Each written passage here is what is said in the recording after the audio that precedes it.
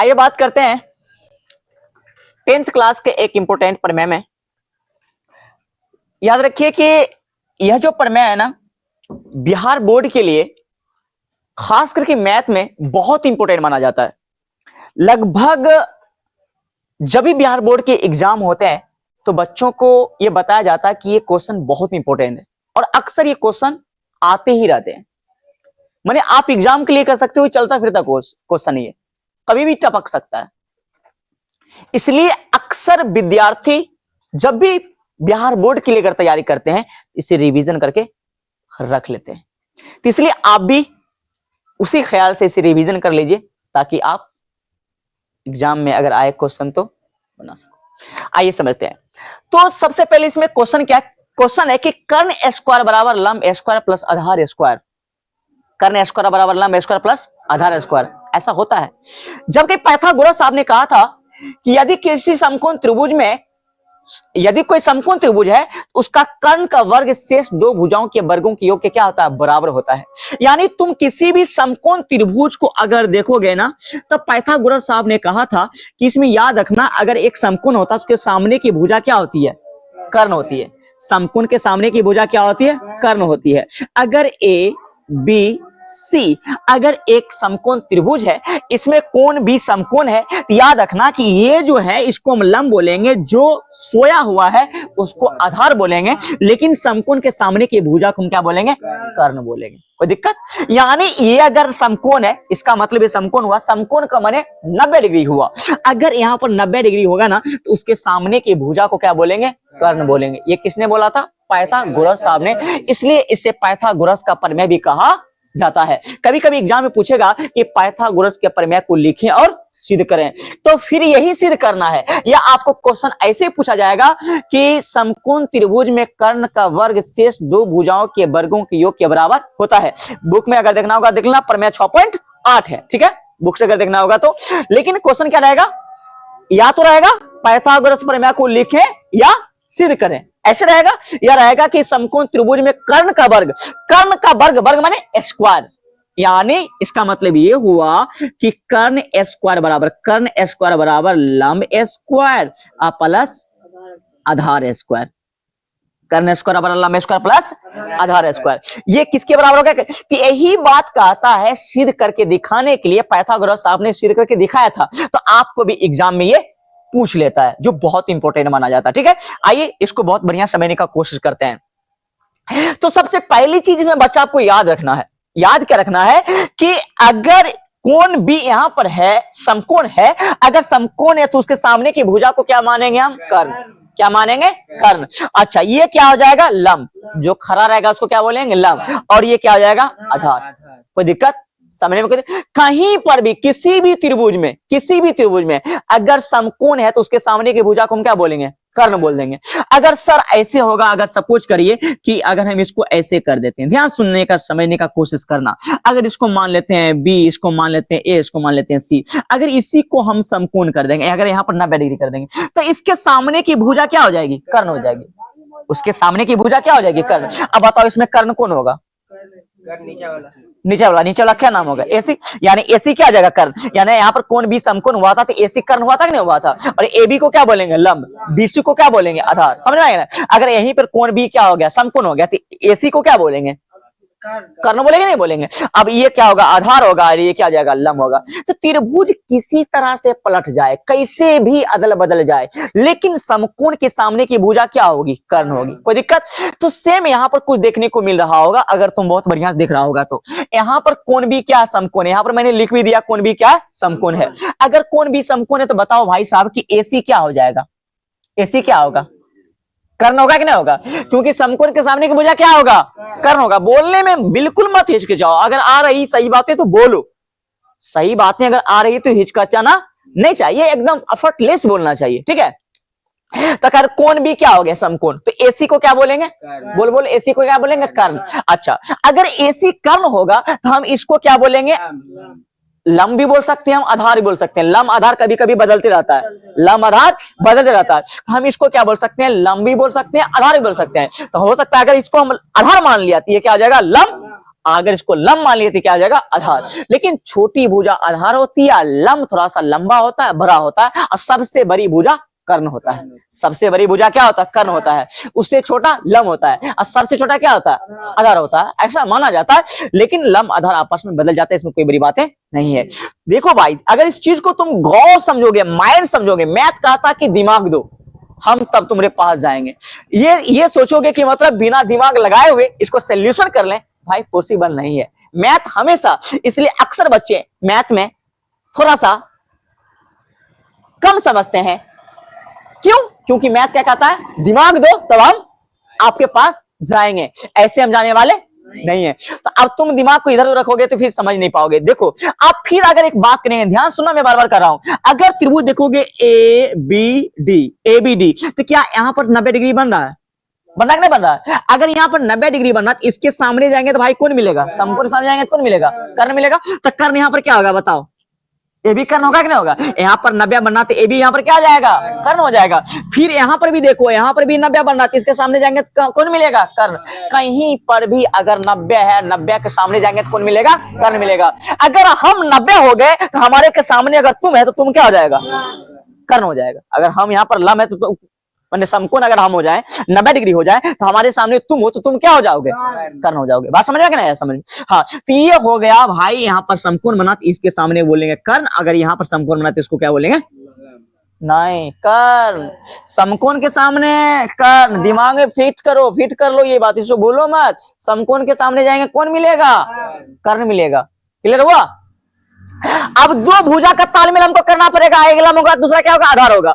अगर तुम ध्यान सुनेगा तो एक बात तुमको मैंने क्या कहा कि ए डी बी अगर एक समकोण त्रिभुज है, यहाँ पर ये समकोण, यहाँ समकोण, दो समकोण बनना कि नहीं बन रहा, टोटल तो 3 बन रहा है, लेकिन एक इधर भी बन रहा है, एक इधर भी बन रहा है, बना कि नहीं बन रहा? इधर से जो मैंने मार दिया तब रचना मैंने किया तब, ठीक है। तो अब क्या हुआ, तो अब समझ में आ रहा कि यहाँ पर समकोण बना, सर इसको क्या बोलेंगे, कर्ण बोलेंगे। अच्छा, ये क्या हो जाएगा, लंब, ये क्या हो जाएगा, आधार। होगा कि नहीं होगा? अगर त्रिभुज हम देखेंगे बी डी सी, तो बताओ ये क्या होगा, लंब, इसके सामने की भुजा बी सी क्या हो जाएगा, कर्ण, पर सी डी क्या हो जाएगा, आधार। होगा कि नहीं होगा? समझ में बात आ रहा है कि नहीं आ रहा?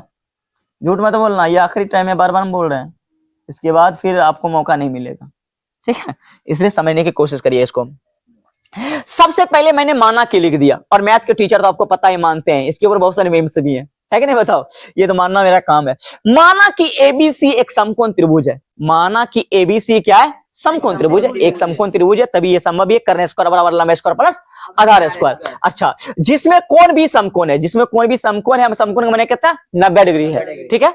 अच्छा, तो सिद्ध करना है A B square plus B C square बराबर ए सी स्क्वायर, यानी ये हुआ लंब स्क्वायर बराबर लंब स्क्वायर प्लस आधार स्क्वायर बराबर कर्ण स्क्वायर, यानी कर्ण स्क्वायर बराबर लंब स्क्वायर प्लस आधार स्क्वायर। क्यों? क्योंकि यहाँ पर एसी क्या है, एसी क्या है, कर्ण है, यानी हो जाएगा एसी स्क्वायर। सर लंब क्या होगा, तो लंब होगा ए बी, यानी हो जाएगा ए बी स्क्वायर। अब प्लस आधार क्या होगा, बी सी, हो गया बी सी स्क्वायर, यानी हो गया A B square plus B C square बराबर A C square, A C square बराबर A B square plus B C square. नहीं होगा? इतना के बराबर ये है, इतना के बराबर ये नहीं होगा। 5 रुपया वाला एक पार लीजिए, एक पार लीजिए बराबर 5 रुपया, है कि नहीं? बताओ। अच्छा, अब मैंने रचना किया, रचना करना मेरा मजबूरी था, क्योंकि मुझे सिद्ध करना, कहने से मतलब आपको नाव कोठी पहुंचना है, तो नाव कोठी पहुंचने के दिमाग तो लगाना पड़ेगा ना, कैसे पहुंचेंगे। अब तुम साइकिल से पहुंचो या पैदल पहुंचो या गाड़ी से पहुंचो या स्कॉर्पियो, जो करना कर लो, या थारे कर लो, तो कोई दिक्कत, छोटा थार भी कर सकता, कोई दिक्कत नहीं। कोई बात नहीं, इज्जत बढ़ा डाली। तो अब क्या किया, बीडी लंब क्या होगा, एसी। मैंने क्या किया, बीडी से एसी पर लंब डाल दिया, मैंने 90 डिग्री खींच दिया, तो यहाँ पर इसको भी समकोण बना दिया और इसको भी समकोण बना दिया। अब क्या करना, प्रमाण लेना, ध्यान सुनना। हम क्या करेंगे, एक बार त्रिभुज लेंगे ए बी डी या ए डी बी, ठीक है, और दूसरा त्रिभुज लेंगे हम ए बी सी, क्योंकि एक समकोण ये है और दूसरा समकोण हो जाएगा ए बी सी, क्योंकि ए बी सी एक समकोण त्रिभुज है। देखो सिद्ध कैसे होगा, ध्यान से देखना। त्रिभुज A D B, A D को बीच में लिया, क्योंकि क्या है, 90 डिग्री है। देख रहे हैं, बार बार सुबह हाफ यार, क्या मतलब नींद, सोया नहीं था कहीं, इसीलिए।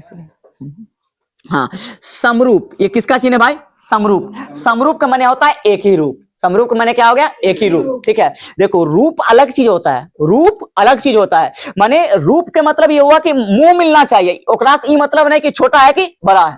माने का मतलब ये हुआ कि अगर ये वृत्त है तो वृत्त छोटा हो या बड़ा हो, सब गोलीय होता है। माने रूप एक ही होता है, छोटा बड़ा सा कोई मतलब नहीं है। तो जितना भी समकोण त्रिभुज होता है सब में 90 डिग्री होता है एक कोण, और आधार होता है लंब होता है। तो रूप सबका क्या होता है, एक ही होता है। छोटा बड़ा होना एक अलग बात है, ठीक है। यानी जैसे कि जितने भी वृत्त होते हैं वो सब क्या होते हैं, समरूप होते हैं, ठीक है। ये कहने का मतलब एक ही रूप का होते हैं, रूप एक ही होता है, चाहे वो छोटा हो बड़ा हो। तो जितने वृत्त होते हैं सबके समरूप नहीं कर देंगे, बताओ। इसी तरीके से ये भी समझो कि जितने भी समकोण त्रिभुज होते हैं सब क्या होते हैं, समरूप होते हैं। समझ में आ गया होगा बात है। तो ये किसका चिन्ह है, समरूप का चिन्ह। तो अगर त्रिभुज ए डी बी देखा, दूसरा त्रिभुज ए बी सी, तो इहो समकोण है और तनिक बड़ा हो गया तो क्या मतलब, समरूप तो कहता कि रूप पर बड़ा हो सके छो, लेकिन ओकर कोई मतलब नहीं छिके कि तुम बड़ा हो गेली तो रूप बदल गेलो तो समरूप नहीं चाहिए। रूप अगर तो मिल गेलो तो की भए गेली, समरूप नहीं कहे। अगर चेहरा मिले, हाइट अलग से लेकिन चेहरा मिले नहीं, कभी कभी जमुआ भाई हो जाता है नहीं हो जाता है जमुआ भाई कभी कभी जाकर लगा, समझिए कंफ्यूज हो जाओगे तुम है ना, अपना गांव भी है, ठीक है। इस तरह से तो बड़ा छोटा कोई मैटर नहीं करता, लेकिन रूप आप कंफ्यूज करिएगा। उसमें भी होता है ना, कुछ देर का फर्क होता तो कहते हैं ना बड़का छोटका, लेकिन लोग नहीं समझ पाता क्या बड़ा है क्या, समझ रहे, नहीं समझ रहे हो। हाँ, तो इस तरीके से त्रिभुज हो गया A B C, A B C, ये क्या हो गया, समरूप। अब देखो मैथ में बताया जाता है, एक चीज बहुत बढ़िया से बता रहे हैं आज। अभी तक हम कहते हैं कि जितना बढ़िया से बता रहे हैं इस चीज को, आई थिंक मुझे लगता है कि मैं इतना मैं नहीं क्या डिस्क्राइब मैंने, समझते हो ना, मतलब व्याख्या, ठीक है हाँ, इतना व्याख्या नहीं किया, इतना बढ़िया से एक्सप्लेन नहीं किया इसको, ठीक है। हाँ, इस तरीके से समझो।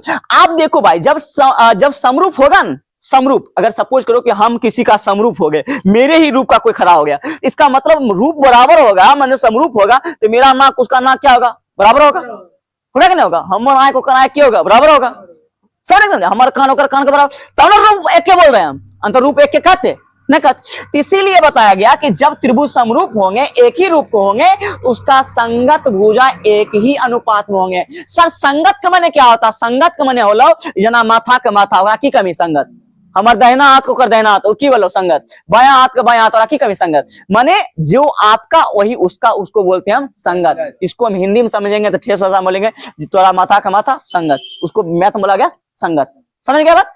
अब समझना ध्यान से, अगर हमें यहां से एक बात और समझते हैं, अगर सपोज करो हो गया और सी हो गया, ठीक है, समझ में आ रहा ना। अच्छा, यहां पर एक त्रिभुज बना दिया हम पी क्यू आर, कोई दिक्कत। तो संगत भुजा क्या होगा बताओ, ए बी का संगत भुजा पी क्यू, अच्छा ए सी का संगत भुजा पी आर, अच्छा बी सी संगत भुजा क्या हो जाएगा, क्यू आर, ओके क्या नहीं होगा। और वो एक ही अनुपात होगा, एक ही अनुपात माने बट्टा हो जाएगा भाई। इसका मतलब ये हो गया भाई साहब, देख लो वीडियो में आ रहा नहीं, आता है ना, तो फॉल्स हो जाएगा। हाँ, इसका मतलब हो जाएगा ए बी बटा पी क्यू, ए बी बटा पी क्यू। अच्छा, उसके बाद क्या हो जाएगा, देख लो ए बी क्या होगा, ए बी बटा पी क्यू, माने संगत का संगत, ये जैसे है वैसे ये भी है, तो हो जाएगा कौन सी, ए बी बटा पी क्यू। उसके बाद क्या हो जाएगा बताओ, बी सी बटा कौन सी, क्यू आर, नहीं हो जाएगा बी सी बटा क्यू आर, बी सी बटा क्यू आर। उसके बाद क्या होगा, ए सी बटा कौन सी, पी आर। समझ आ गया, यानी उसका संगत भुजा एक ही अनुपात में होगा, यानी लंब का लंब, आधार का आधार, यानी उसका आधार एक अनुपात में हो जाएगा। ये अनुपात हुआ, बट्टा का हम क्या बोलते हैं मैथ में, अनुपात ही बोलते हैं। एक ही अनुपात में हुआ कि नहीं हुआ बताओ। तो अब यहां पर भी जो कर्ण का कर्ण का अनुपात हो जाएगा, लंब का लंब अनुपात हो जाएगा, आधार का आधार अनुपात हो जाएगा, होगा कि नहीं होगा बताओ। चलो तो ध्यान से सुनना, समझने का कोशिश करना। अब त्रिभुज हम देखते हैं A D B, A D B, कौन त्रिभुज है ना रे, ए डी बी में अगर हम देखते हैं भाई, ए डी बी में, तो ए बी क्या है, कर्ण है, बोलो ए बी कर्ण है कि नहीं, ए बी कर्ण है। त्रिभुज ए डी बी को देखेंगे तो ए बी कर्ण होगा, क्योंकि समकोण इसके सामने को क्या बोलेंगे, कर्ण बोलेंगे। तो कर्ण का कर्ण ये हो गया कौन सी, ए बी बटा। अच्छा, त्रिभुज ए डी बी के लिए कर्ण ए बी हुआ, लेकिन त्रिभुज ए बी सी के लिए कर्ण क्या होगा भाई साहब, ऐसी नहीं होगा। त्रिभुज ए बी सी के लिए कर्ण क्या होगा, ऐसे ना होगा। तो क्या देना पड़ेगा हमको, AC देना पड़ेगा, नहीं पड़ेगा? समझ में बात आ रहा है कि नहीं आ रहा? अच्छा आ रहा। अब दूसरा देखो, अगर दूसरा देखेंगे त्रिभुज ADB, तो AD क्या है इसका? AD आधार है ना, यहां हम उसका लेते हैं आधार AD, ठीक है। जब उसका हम आधार AD ले लिए, त्रिभुज ADB का आधार AD लिए हैं, तो त्रिभुज ABC का हमको आधार ही लेना पड़ेगा, लेना पड़ेगा नहीं लेना पड़ेगा? तो हम उसका अगर आधार लेंगे तो क्या होगा बताओ, तो क्या होगा, त्रिभुज ABC का आधार क्या होगा, AB नहीं होगा? त्रिभुज ABC अगर AC कर्ण हो गया, ये बड़ा भुजा तो लंब होगा, तो AB क्या होगा, आधार। तो इसको मान लेते हैं AB। समझने में कोई दिक्कत आ रहा? समझ में, झूठ नहीं बोलना, सही सही, ठीक है। तो अब क्या होगा बताओ, तो ये हो गया AB को AB से गुना करेंगे तो क्या हो गया, AB स्क्वायर। कोई दिक्कत? AB को AB से गुना करते AB स्क्वायर, और AC को AD से गुना करेंगे तो हो गया AC into AD, AC into AD। ये सर कैसे हुआ? तो ये है भुजाएं समानुपाती, भुजाएं समानुपाती, भुजाएं समानुपाती, हाँ लिखना जरूरी है, भुजाएं समानुपाती, ठीक है। भुजाएं समानुपाती माने एक ही अनुपात में है। इसको मान लेंगे भाई इक्वेशन फर्स्ट। क्या मान लेंगे? Equation first. कोई दिक्कत? अब त्रिभुज, तो अब ADB का खेल खत्म है। अब त्रिभुज लेंगे कौन सी? BDC, BDC और समरूप त्रिभुज ABC, ठीक है। समरूप त्रिभुज ABC में, यहां भी लिख दो में और यहां भी लिख दो में। कोई दिक्कत? अब फिर देखेंगे त्रिभुज BDC, BDC, त्रिभुज BDC का कर्ण क्या होगा भाई? BC है ना। त्रिभुज अगर BDC को देखेंगे तो इसके समकोण होगा, समकोण सामने भुजा कर्ण बोलेंगे नहीं बोलेंगे बताओ? उसका कर्ण क्या होगा? BC। अच्छा, जब त्रिभुज BDC का कर्ण होगा BC, तो त्रिभुज ABC का कर्ण सुबोध कौन क्या होगा? त्रिभुज ABC का कर्ण किसको बोलेंगे? AC को बोलेंगे नहीं बोलेंगे? ये हो जाएगा कौन सी? AC। कोई दिक्कत आ रहा समझ में? अच्छा, अब देखो जब ये हो गया AC, तो अब फिर हम क्या देखेंगे? BDC, CD क्या है यहां पर? आधार ना, CD क्या है? आधार है, तो हो जाएगा CD। तो त्रिभुज BDC का आधार CD है, तो त्रिभुज ABC का आधार क्या हो जाएगा? आधार त्रिभुज ABC, त्रिभुज ABC का आधार क्या हो जाएगा? AB नहीं, छोटा बात सुनो इधर। लेकिन यहां पर त्रिभुज B, ध्यान सुनना, यहां पर क्या हो गया? त्रिभुज AB BC क्या हो गया? CD क्या है? आधार ने। त्रिभुज BBC के लिए BC आधार है, ABC के लिए त्रिभुज BDC के लिए क्या हो गया? CD क्या है? आधार है। तो त्रिभुज ABC के लिए, तो AB को हम एक बार यूज कर लिए, तो आधार हम क्या बोले? बदलते रहता है, लम आधार में कन्वर्ट तुम कर सकते हो। यहाँ पर क्या लेना पड़ेगा तुमको? BC। क्या लेना पड़ेगा? BC। तो ये क्या हो जाएगा? BC गुना BC, BC स्क्वायर, BC गुना BC क्या हो जाएगा? BC square. ये हो गया कौन सी? AC, AC into CD, AC into CD। इसको क्या मान लेंगे?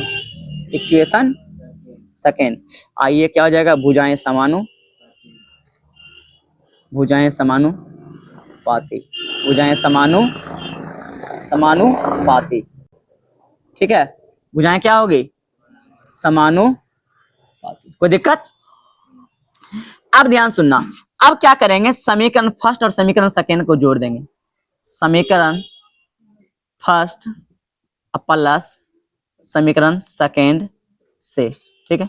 समीकरण फर्स्ट और समीकरण सेकेंड को जोड़ेंगे तो LHS को LHS के साथ, RHS को RHS के साथ जोड़ेंगे, तो AB square plus BC square, AB square plus BC square, तो हो जाएगा AB square plus BC square बराबर, इसको जोड़ो, ये क्या है?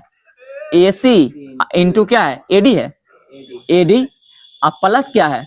AC है आई इंटू क्या है सी डी है, कोई दिक्कत।